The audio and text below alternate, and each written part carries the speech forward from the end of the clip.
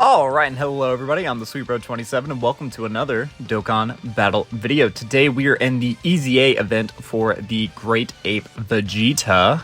So let's just dive in. You have to obviously run this, like, restricted characters or whatever. This is what we're rocking with. Not every character is under Elite scale, but they don't really need to be. We can pretty much just, like, power through this. And this should be the updated EZA event. Yep. So I can just button mash. So let's see here. He leads Giant Ape Power, 3 key and 77 to stats, or int type 3 key and 50 to stats. Pretty normal for a free-to-play EZA. His super attack, he raises attack, so that's an offensive stack, and greatly raises defense for 1 turn. Okay. Causes supreme damage to the enemy and lowers defense. Stacking attack, I don't know if that translates over to the Great Ape. If it does, that's pretty good. If not, I would have much rather it had been the other way around.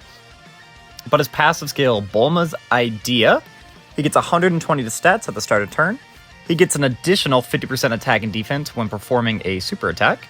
He gets an additional 120% attack and defense when there's another Giant Ape Power category ally attacking the same turn. He gets an additional 50% defense and a high chance to perform a crit when facing a Shadow Dragon Saga category enemy. He guards all attacks when HP is 50% or more, and he turns into a Great Ape when conditions are met. Now, correct me down below in the comment section if I'm wrong, but I'm pretty sure this guy came out on JP at the same time as the Full Power Super Saiyan 4 Goku and the Omega event, which still isn't on Global. But I believe that is the case, and I think he's supposed to kind of partner well with that character and that event, because guarding when HP is 50% or more is fine, and he is getting some decent stats. You know, he's getting 120 at the start of turn, he's getting 50% on defense, 30% on, or 50% actually on super attack effect, and then another 50% when there's a Shadow Dragon Saga category enemy. So he is getting a lot of stats, and stacking attack, again, if that translates over to his Great Ape, that's pretty decent. But just having guard, especially guard on just a free-to-play, I don't know how defensively he's going to be, like how good he's actually going to be defensively. I mean, he will fulfill a niche. Like, I kind of like it when free-to-play characters actually have, like, a role.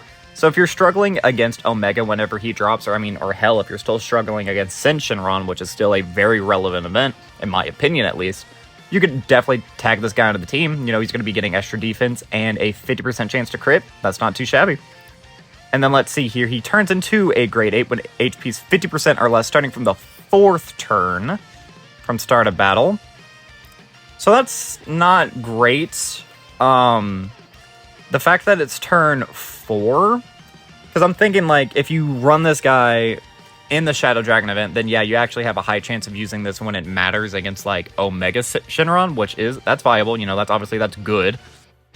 But, like, what about against Fusion Zamasu or one of the Divine Wrath Immortal Will stages, where turn 1 you're going to be losing all your health, you're going to go into turn 2 with, like, 10% HP, and you basically need, like, a revive character that turn, or someone who has one of these amazing defensive abilities, because a Great Ape is super viable.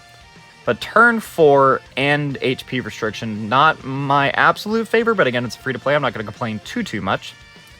For his Link set, he has Sand Warrior Race, Prodigy, Sand Roar, Royal Lineage, GT, Transform, and Shattering the Limit. He has a pretty decent Link set. I mean, Transform kind of clashes with everything else, but that's like the giant form transformation. He's obviously going to have it. It's actually a pretty decent Link too. 3 key and 10% to stats, but obviously, like, you're not going to run this guy in giant form, you know what I mean? But speaking of its categories, he's on Shadow Dragon Saga, Giant Form, Pure Sands, Vegeta Family, Worthy Rival, Giant Ape Power, Gifted Warriors, GT Heroes, Battle of Fate, and Bond of Parent and Child. So overall, I would say this guy, he seems solid for those events. I would have to, like, actually run him to know for certain, but I don't think he's offensive by any means, you know what I mean? Do I need to do one more run in this stage? I do. I need to do a few more, actually. There we go. But then you also have his Giant Ape transformation, which, again, it can be done anytime when HP is 50% or less, starting from the 4th turn from start of battle. So his super attack effect, he just greatly raises attack for 1 turn, causes destructive damage to the enemy.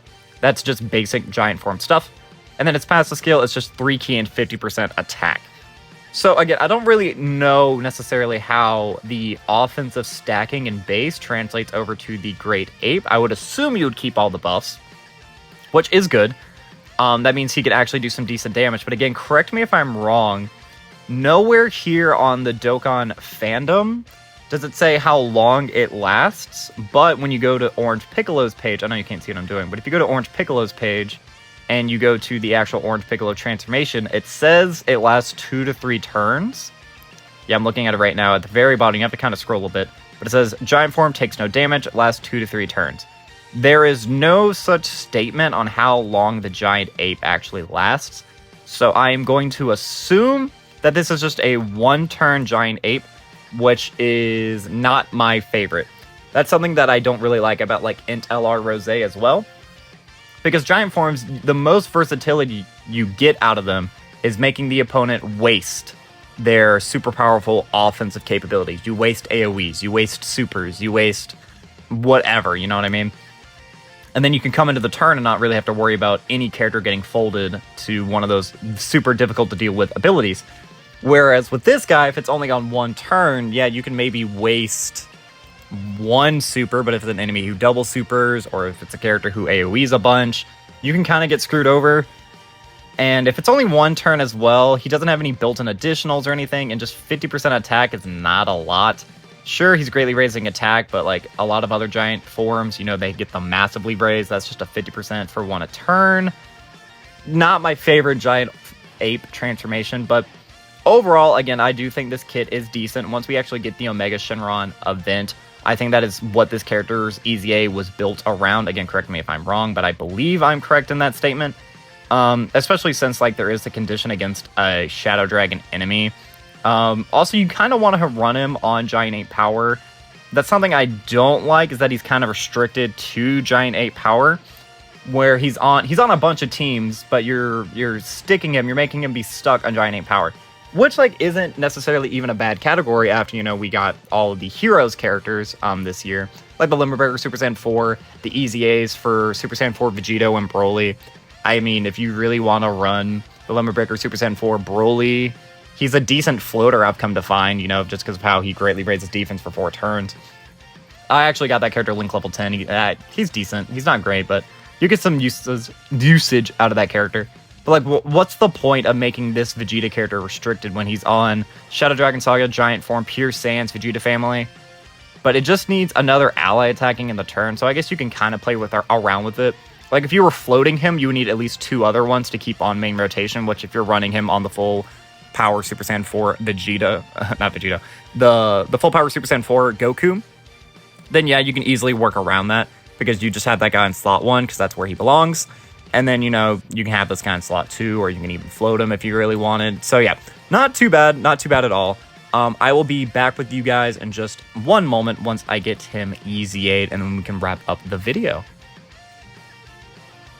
Alright, and we are back. That only took a little bit of time, but I actually got a rank up, so now that means I have an excuse to do some link leveling. But that's going to be all for this time, guys. I have been the SweetBro27. I'm a variety Twitch streamer and an up-and-coming YouTuber trying to make it big in the world. I have a Twitter, a Twitch, and a TikTok, the links of which can be found in the description of this video. And while you're down there, don't forget to like, subscribe, share me around, and to leave me a comment. I would love just any sort of interaction I can get from you guys, but that's going to be all for this time. So as always, I've been the SweetBro27, and I am signing off.